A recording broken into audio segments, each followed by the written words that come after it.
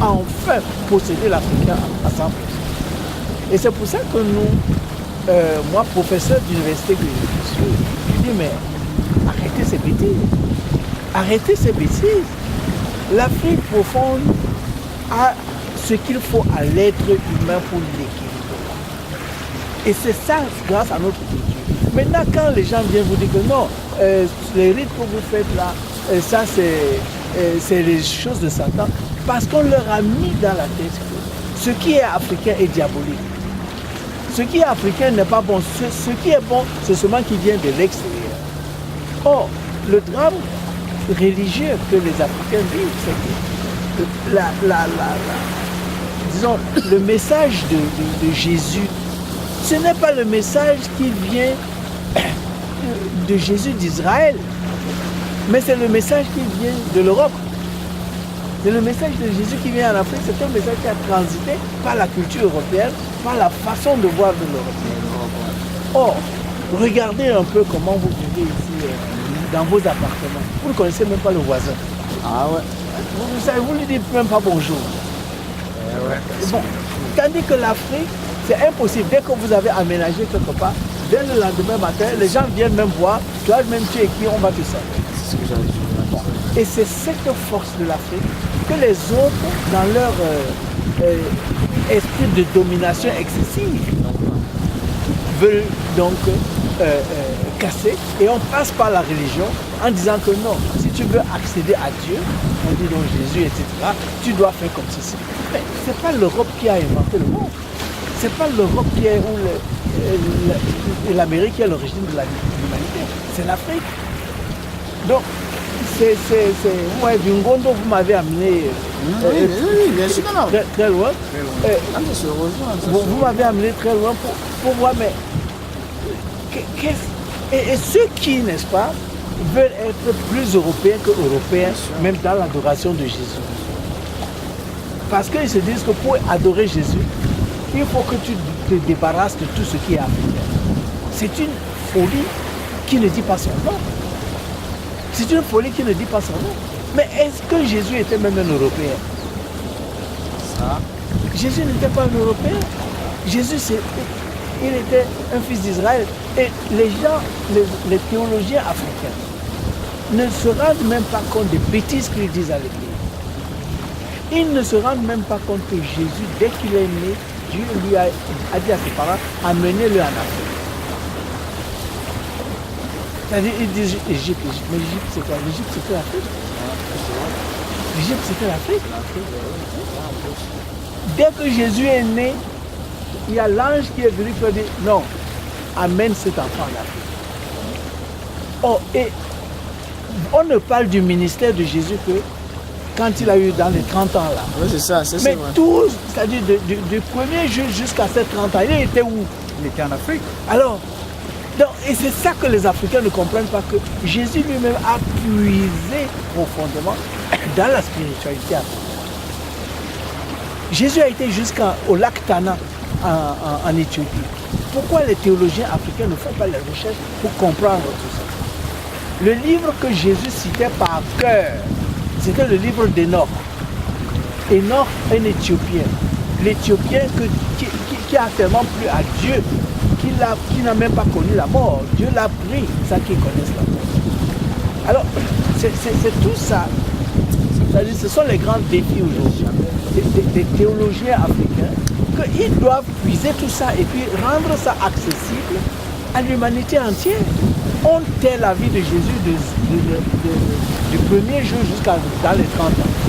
On n'en parle pas. Il était où? Alors il faut donc qu'on comprenne que Jésus était en Afrique. Et les théologiens doivent donc faire cette recherche fondamentale des théologiens africains et remonter tout ça pour mettre ça à la discussion de l'humanité. Vous ne pouvez pas me dire que, et après, vous savez, l'église d'Éthiopie, l'église d'Éthiopie est quand même la plus vieille église après l'église de Jérusalem. C'était la première église. C'est pas Rome. Alors comment ça se fait maintenant que l'église d'Éthiopie n'est pas allée évangéliser tous les Africains? Il a fallu attendre dans le 19e siècle que les Européens viennent maintenant pour savoir qu'est-ce la Bible est adaptée à leur culture européenne. 1900 ans après la naissance de Jésus, regardez les Éthiopiens qui étaient, donc, qui ont, enfin, je ne sais pas si vous savez comment l'église d'Éthiopie est née. L'église d'Éthiopie est née parce qu'il y avait l'eunuque de la reine Candace, n'est-ce pas, qui était parti en Israël. Et quand il rentrait maintenant, on lui dit que mais attention, il y a déjà le Messie qui est né, etc. Et c'est là qu'il s'est laissé baptiser. Il est rentré donc en Éthiopie. N'est-ce pas? Ils ont fait l'église chrétienne. Avant, c'était l'église, disons que c'est le judaïsme qui avait en Éthiopie. Le judaïsme qui avait en Éthiopie. Pourquoi? Parce que la reine de Saba, c'est Éthiopie. La reine de Saba, c'est la reine d'Éthiopie qui est allée voir Salomon. Et quand elle est allée voir Salomon, Salomon lui a fait un enfant. Et Salomon lui a fait un enfant. Et dans la Bible, vous avez le cantique des cantiques. Alors le cantique des cantiques, c'est le cantique de la reine d'Éthiopie qui dit sa beauté de femme noire, etc. Et dit aux filles juives, bon ben écoutez, je suis noire, mais c'est le soleil, etc. Mais quand elle est venue à l'Éthiopie, en Israël, Salomon a fait une sacrée fête pour cette femme. Il a fait une sacrée fête pour cette femme-là jusqu'à ce qu'il lui fasse un enfant. Et vous savez comment ça s'est passé? Non, dites-moi. Parce que quand la reine est venue, elle a apporté tellement de cadeaux, tellement de richesses au roi Salomon. Et elle est passée par l'Égypte, etc. Et le roi Salomon donc a voulu la remercier pour ce qu'elle a apporté. Et lui aussi, il a organisé une grande fête. Mais il n'a pas organisé la grande fête là où il avait logé la reine d'Éthiopie, mais plutôt chez lui. Alors, il s'est fait très tard quand après il lui a dit, bon écoute, il faut faire là, c'est trop tard pour toi. Et la reine lui a dit, je ne veux pas que tu me déshonores. Il y a deux lits dans cet espace-là, tu peux prendre un lit. Et la reine lui dit, mais attention, tu ne me déshonores pas. Non. Il lui dit, il y a une condition. Tu ne toucheras rien dans ce palais sans autorisation. Sans que moi, le roi Salomon, j'étais autorisé à toucher à quoi que ce soit. Elle a dit, il n'y a pas de problème. Et la nuit, quand elle dormait, donc elle a eu soif. Elle a eu soif. Et elle a pris l'eau qui était à côté d'elle pour boire.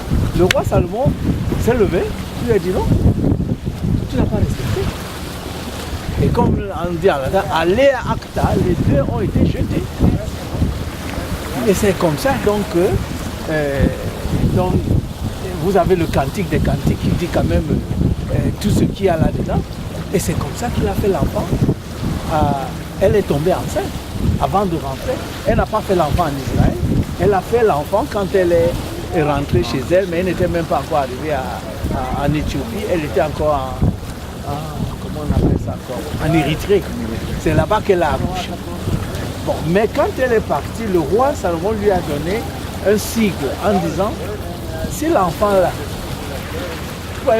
jusqu'où le Ngodo nous amène, et dit, si l'enfant là est un garçon, alors tu lui donnes ce sigle et qu'il vienne me voir.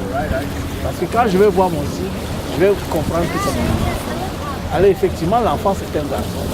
Et quand l'enfant dans l'Éthiopie commence à grandir, il commence à demander, mais qui est mon père? Et c'est là où la reine lui dit, ton père c'est le roi Salomon. Ok, elle lui donne donc ce sigle, bon, ok, va alors voir ton père. Et dès que Ménélik, on l'appelait, on appelait le garçon là.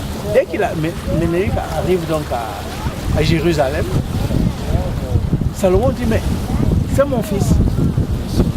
Et il appelle donc les prêtres pour le dire, initiez-moi celui-là, c'est David II. C'est lui qui va me succéder. Vous entendez? Le fils, oh, vous savez que dans la Bible, on a dit qu'il avait peut-être, je ne sais pas, 1000 femmes ou 700 concubines, ça, je ne sais pas les chiffres exacts, mais c'est celui-là, le fils qu'il a fait avec l'Africaine, où il dit que c'est David II. Donc, les prêtres s'en occupent, ici, etc. Et il dit donc à l'enfant que c'est toi qui vas me succéder. Mais l'enfant, lui aussi, il dit non. Je veux rentrer chez ma mère. Je veux rentrer en Éthiopie. Il a tout fait, il n'a pas réussi. Bon, comme l'enfant a insisté, enfin c'était plus un enfant, c'était quand même déjà une personne qui avait, je n'ai pas l'âge exact, mais en tout cas qui pouvait régner. Il a donc dit, ok, puisque tu veux rentrer, on l'a initié dans la tradition juive. On a dit, ok, tu rentres donc, mais tu prends les fils aînés de chaque tribu d'Israël avec toi. Et c'est comme ça donc que Ménélik prend donc les fils aînés de chaque tribu d'Israël et avec les prêtres qui vont donc avec lui pour entrer en Égypte. Seulement il y a quelque chose de fondamental qui va se passer. Et que c'est pour ça que je dis que je ne sais pas ce qui se passe avec notre théologie. Pourquoi il ne faut pas la recherche pour comprendre ces choses-là? Vous savez ce qui se passe? Pendant qu'ils partent, ces prêtres-là qui gardaient les tables de la loi de Moïse, ils disent qu'ils ne vont pas laisser. Ils amènent avec eux les tables de la loi de Moïse avec Ménélik qui est en train de partir avec eux. Ce n'est que assez tard que Salomon se rend compte que qu'est-ce qui se passe? Les tables de la loi de Moïse ont disparu. Il se met donc à les poursuivre. Il se met à les poursuivre avec son armée pour aller rattraper Ménélik pour prendre les quitter. Mais c'était trop tard parce que les autres avaient déjà traversé l'Égypte. Et ça, c'était tellement embarrassant que jusqu'aujourd'hui, on n'en parle pas en Israël. Mais vous savez, quand il y a la fête de l'Épiphanie, en Éthiopie, ils sortent toujours avec les copies. Oui, c'est vrai. Oui. Les copies de la table de loi. Bon. Donc, on ne sait pas où c'est, hein, parce que les Éthiopiens ont fait plusieurs copies parce qu'ils ne veulent pas qu'on sache où est l'original. Alors, c'est pour ça que quand nos prêtres, nos pasteurs, quand ils prêchent, pourquoi ils ne font pas référence à tout ça? Maintenant, tout ça, c'est connu au niveau scientifique. Alors, c'est pour vous dire qu'il ne faut pas seulement prendre l'interprétation de la Bible qui vient de l'Occident, là, et puis vous faites comme des perroquets, et c'est ça que vous répétez aux chrétiens africains. Les chrétiens africains doivent connaître toutes ces vérités.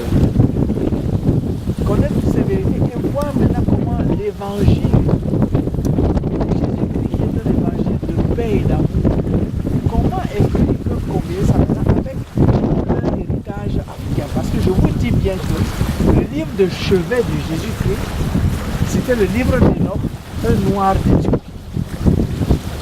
Et ça, c'est un livre qu'il avait écrit 40 à 80 ans avant le déluge de Noé. Donc c'est un livre qui est plus vieux que la Genèse. Alors, parce que la Genèse n'a que 1400 ans. Pardon, c'était un livre qui a été écrit 1400 ans avant la Genèse. Bon, donc, voilà, vous m'avez amené très loin. Non, parce que non, mais c'est pas. Nous sommes allés dans la Bible. On est dans la Bible, mais c'est pas faux. Pourquoi? Parce que même l'interprétation du Ngondo que nous on a, comme on ne sait pas et qu'on entend les interprétations des gens, je veux dire, qui sont étrangers à cela, qui ne vont pas au fond. Parce que par exemple, le Ngondo, l'explication que je viens d'avoir, même moi de mon pays, j'aurais été le premier à dire à n'importe quelle personne que c'est une cérémonie, je vais dire, pour invoquer les ancêtres ou je ne sais pas quoi.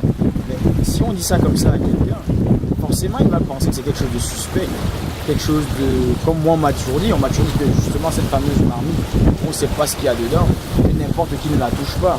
Que si maintenant même cette marmite là je dois passer, je ne dois même pas moi la regarder, moi qui ne suis pas 100%, voilà, je ne dois même pas jeter un œil. Et encore même moins imaginer être dans le cercle de ceux qui sont passés.